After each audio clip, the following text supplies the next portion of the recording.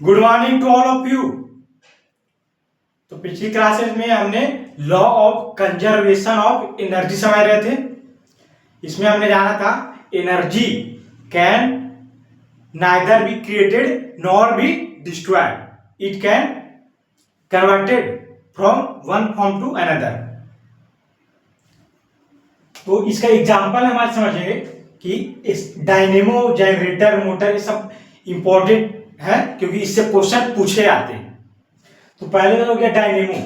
तो डायनेमो क्या करता है, मैकेनिकल एनर्जी को इलेक्ट्रिकल एनर्जी में चेंज करने का काम करता है।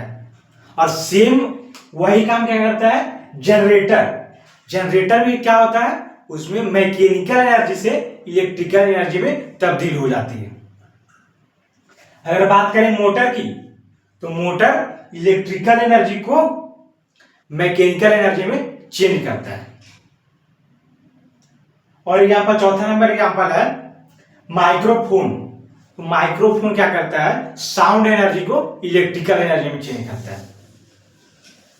और बात करें लाउड स्पीकर की, तो लाउड स्पीकर इलेक्ट्रिकल एनर्जी से साउंड एनर्जी में चेंज होती है। ये जो पांचों एग्जांपल है ये एग्जाम में पूछे जाते हैं, बहुत ही इंपॉर्टेंट है। आगे बढ़ते हैं, नेक्स्ट कंसेप्ट को समझते हैं। आगे है पावर। तो पावर की डिफिनेशन क्या आती है कि रेट ऑफ डूइंग वर्क, कार्य करने की दर को क्या कहा जाता है, शक्ति, इसको बोला जाता है पावर। अगर बात करें पावर की फॉर्मूला होती है work upon time.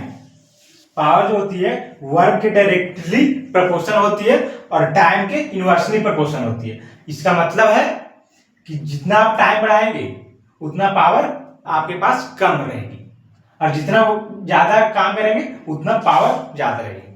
Directly proportional है। इसकी जो यूनिट होती है वो होती है जूल पर सेकेंड। जूल पर सेकेंड, जिसको हम क्या कहते हैं वाट। वाट से भी इसका यूनिट को दर्शाया जाता है।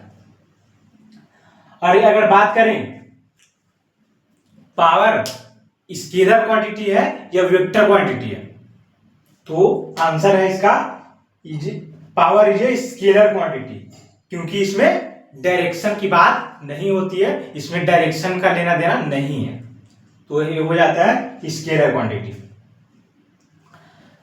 जो हमने आगे बढ़ते हैं, rate of change of velocity, जिसको बोला जाता है एक्सीलरेशन।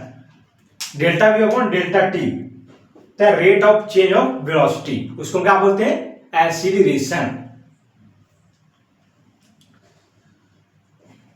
हॉर्स पावर, इसको शॉर्ट में क्या कहा जाता है एचपी। 1 एचपी इक्वल टू होता है 746 वाट, जिसको अगर इसको हम किलोवाट में अगर चेंज करते हैं तो 0.746 हो जाता है। और अगर बात करें पावर और फोर्स में क्या क्या डिफरेंस होती है, क्या संबंध होती है पावर और फोर्स में, तो होती है power equals to force into velocity. Power equals to force into velocity, इसको आप याद रख सकते हैं क्योंकि ये पूछे जाते हैं पावर और फोर्स में क्या रिलेशन है, तो हो जाता है power equals to force into velocity.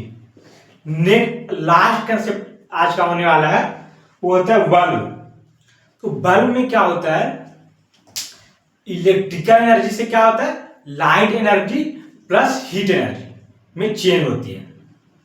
Bulb क्या होता है, हम बल्ब में इलेक्ट्रिकल एनर्जी हम देते हैं तो किस में तब्दील हो जाती है, लाइट एनर्जी में तब्दील हो जाती है, और उसमें से क्या हीट भी निकलता है, हीट भी निकलता है, इसलिए उसको लाइट प्लस हीट एनर्जी,